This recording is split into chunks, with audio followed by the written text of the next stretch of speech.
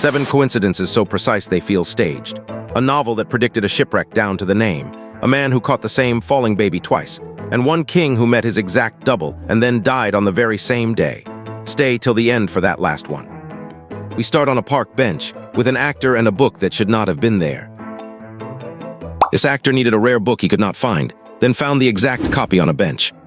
And it turned out to be the author's own lost copy, covered in his handwritten notes. Anthony Hopkins needed a rare book for a film, but every shop was sold out. Giving up, he sits down to wait for his train and sees something on the bench beside him.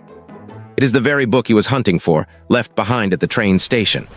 A year later, he meets the author, who mentions he lost his own marked-up copy when a thief stole his friend's car. They open the book, check the notes, and realize it is the exact same copy the author lost. Out of every book in the world, it had found its way straight to the one man who needed it.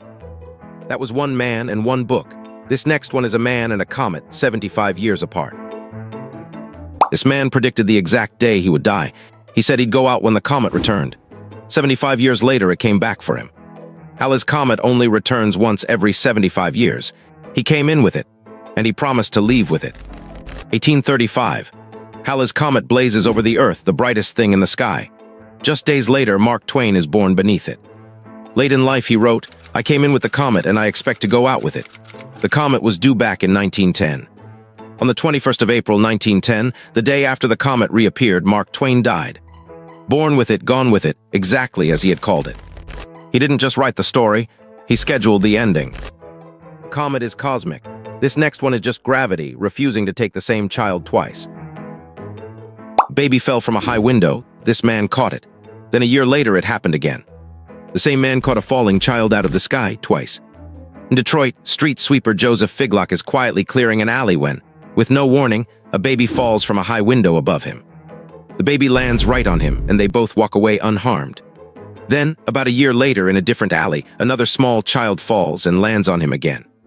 2 children, 2 falls, 1 street sweeper standing in exactly the right spot. Of all the alleys in the city, the sky kept dropping babies on the same man.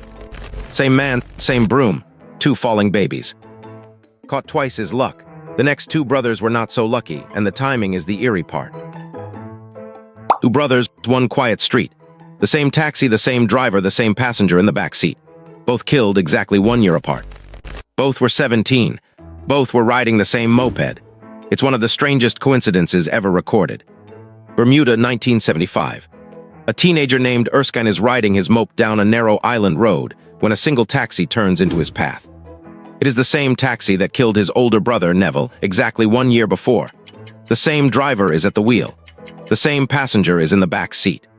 Same mope, same road, same cab, the same 1 mile of island 1 year apart almost to the day. No one has ever explained it. Some patterns just repeat. Reality reused the same scene. It just changed the date. One family marked by a taxi. This next man was marked by an entire war. The American Civil War started in this man's front yard. 4 years later, it ended in his living room. He moved his whole family across the state to escape the war. The war came anyway and signed its surrender on his table. 1861. The first great battle of the Civil War erupts right around Wilmer McLean's farm. A cannonball crashes straight through his kitchen. So he packs up everything and moves over 100 miles away to a sleepy little village called Appomattox, hoping he'll never see the war again. 1865. Of every house in the entire South, the generals pick his to end it all. General Lee surrenders to General Grant in Wilmer McLean's own parlor. The war had begun in his yard, and now it ended in his front room. He didn't follow the war followed him. History followed that man home. For this next one, a writer seemed to follow the future. This writer dreamed up a gruesome death for a novel. 46 years later, it happened for real, right down to the victim's name. 4 shipwrecked men, starving in a lifeboat, choose to sacrifice the youngest, a boy named Richard Parker. 1838. Edgar Allan Poe writes a story about a shipwreck where desperate survivors draw lots and eat the cabin boy. He names that boy Richard Parker. 1884. A real yacht goes down in a storm. 4 real men are stranded, starving in a tiny lifeboat. To survive, they draw lots and choose the cabin boy. His name was Richard Parker. The same fate, the same method, the same exact name Poe had dreamed up nearly half a century before. Fiction just arriving late. Some stories don't predict the future, they just wait for it. And if a novel predicting the future unsettles you, Save your disbelief for the last one. The night before he was assassinated, this king met a total stranger in a restaurant. Same face, same name, same birthday, his exact double. And within a single day, both of them were dead. 1900 Italy. King Umberto walks into a small restaurant and freezes. The owner could be his twin, and his name, it turns out, is also Umberto, born on the very same day. Both had married a woman named Margherita.